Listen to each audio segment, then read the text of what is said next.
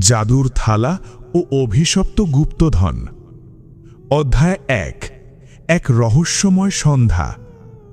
হাসান ছিল এক দরিদ্র যুবক যে জীবিকার জন্য গ্রামের বিভিন্ন জায়গায় মজুরি খাটত। তার মা ছিলেন বৃদ্ধ এবং অসুস্থ। তাদের সংসার চালানো দিন দিন কঠিন হয়ে উঠছিল। একদিন কাজ শেষে হাসান গ্রামের এক বৃদ্ধার পাশে বসে বিশ্রাম নিচ্ছিল। বৃদ্ধা ছিল রহস্যময়ী, তার চোখ দুটো ছিল গভীর এবং চতুর। বাছা, তুমি কি সত্যিই দরিদ্র জীবন কাটাতে চাও? বৃদ্ধা জিজ্ঞেস করলেন। হাসান হতবাক হয়ে গেল। এ কথা বলছেন কেন? বৃদ্ধা এক গোপন রহস্য ফাঁস করলেন। পাহাড়ের ওপারে এক পুরনো গুহা আছে, যেখানে রয়েছে সোনা রত্নে ভরা এক গুপ্তধন, কিন্তু তার রক্ষক এক ভয়ঙ্কর আত্মা। যদি তুমি সাহসী হও তবে ধন সম্পদ তোমার হতে পারে। হাসানের মনে ধন সম্পদের লোভ জাগল। তার মায়ের অসুস্থতা, অভাবের যন্ত্রণা, এসব থেকে মুক্তি পাওয়ার সুযোগ সে হাতছাড়া করতে চাইল না। সে বৃদ্ধার কথা অনুসারে সেই গুহার উদ্দেশ্যে রওনা হল। অধ্যায় ২। গুহার অভ্যন্তরে। রাতের অন্ধকারে পাহাড়ের পাথুরে পথ বেয়ে সে গুহার সামনে এসে দাঁড়াল।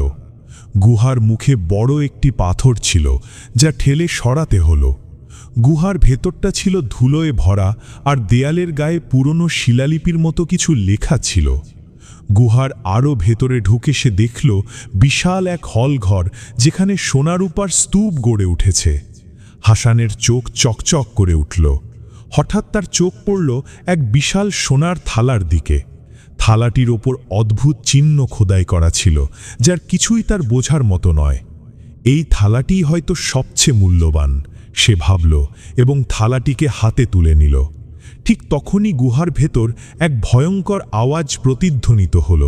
বাতাস ভারী হয়ে উঠল, যেন কোনো কিছু তার দিকে ধেয়ে আসছে। কে সাহস করেছে আমার ধন চুরি করতে?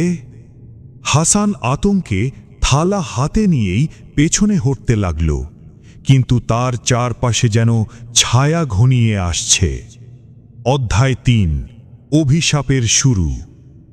এক আকস্মিক ঝটকায় গুহার মেঝে কাঁপতে লাগল, আর অন্ধকার থেকে এক বিশাল ছায়ামূর্তি ধীরে ধীরে স্পষ্ট হয়ে উঠল। তার লালচে চোখে ভয়ঙ্কর রাগ, মুখে এক রহস্যময় হাসি। তুমি কি জানো এই ধন কিসের? ছায়ামূর্তিটি বলল। হাসান কোনো কথা বলতে পারল না, শুধু কাঁপতে লাগল। এই ধন অভিশপ্ত। যারা একে নিতে চেয়েছে তারা আর জীবিত ফিরে যেতে পারেনি। হাসান বুঝতে পারল যে সে বড় ভুল করে ফেলেছে।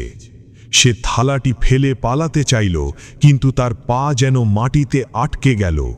তার দেহের চারপাশে কালো ধোঁয়া ঘুরতে লাগল, আর ধীরে ধীরে সে অনুভব করল যে তার শরীর যেন শক্ত হয়ে যাচ্ছে, যেন সে পাথরের মূর্তিতে পরিণত হচ্ছে।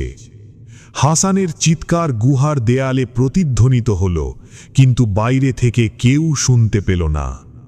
ধীরে ধীরে সে সম্পূর্ণ পাথরের মূর্তি হয়ে গেল, গুহার ধন রত্নের স্তূপের মাঝে চিরদিনের জন্য হারিয়ে গেল। অধ্যায় ৪। অভিশপ্ত গুহা। গ্রামের লোকেরা হাসানকে খুঁজতে বের হল, কিন্তু কেউ তার সন্ধান পেল না। তারা পাহাড়ের দিকে যেতে ভয় পেত, কারণ বলা হতো যে কেউ গুহায় ঢোকে সে আর ফিরে আসে না। এরপর থেকে যখন রাত গভীর হয়, তখন গুহার দিক থেকে এক করুণ কণ্ঠস্বর শোনা যায়, আমাকে মুক্ত করো, আমি ফিরে যেতে চাই। গ্রামের বয়স্করা বলেন, অভিশপ্ত ধনকে হাত দিলে যে কোনো মানুষের একই পরিণতি হবে। কিন্তু লোভী মানুষ বারবার চেষ্টা করেছে, আর কেউই ফিরে আসেনি। ঘটনাটি আপনাদের কেমন লাগলো অবশ্যই কমেন্ট করে আমাদের জানিয়ে যাবেন। ধন্যবাদ সবাইকে। আসসালামু আলাইকুম।